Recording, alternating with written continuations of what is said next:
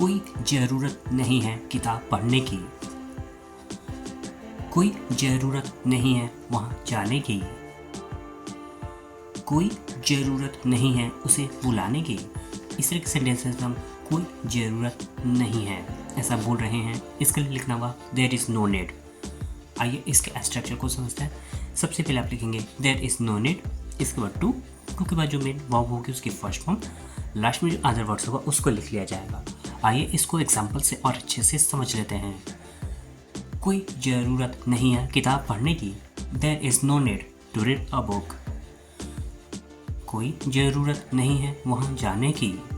There is no need to go there. कोई ज़रूरत नहीं है उसे बुलाने की। There is no need to call him.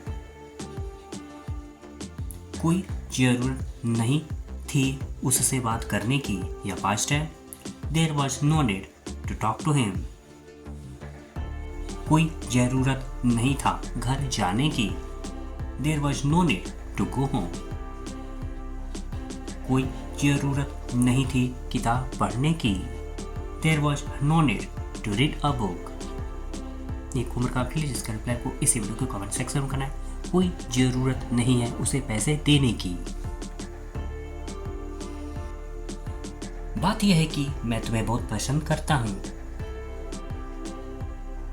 बात यह थी कि हम वहाँ जाना नहीं चाहते थे। बात यह है कि मैंने काम पूरा नहीं किया है। इस तरह के सेंटेंसेस में हम बात यह है कि ऐसा बोल रहे हैं, इसके लिए लिखना होगा द पॉइंट इज डैट। आइए इसके स्ट्रक्चर को समझते हैं। सबसे पहले आपको लिखना होगा द पॉइंट इज डैट, इसके बाद आप आगे के सेंटेंस को लिखेंगे जो सेंटेंस आपको बोलना है। आइए इसको एग्जाम्पल से और बेहतर से समझ लेते हैं। बात यह है कि मैं तुम्हें बहुत पसंद करता हूँ।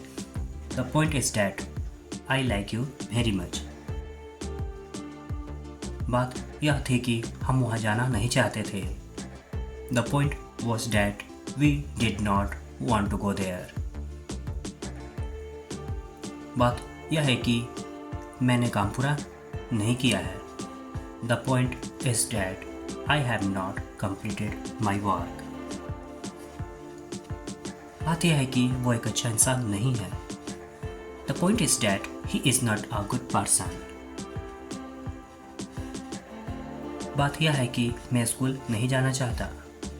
The point is that I don't want to go school.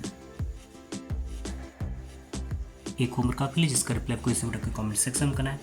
बात यह है कि उसने मुझसे झूठ बोला।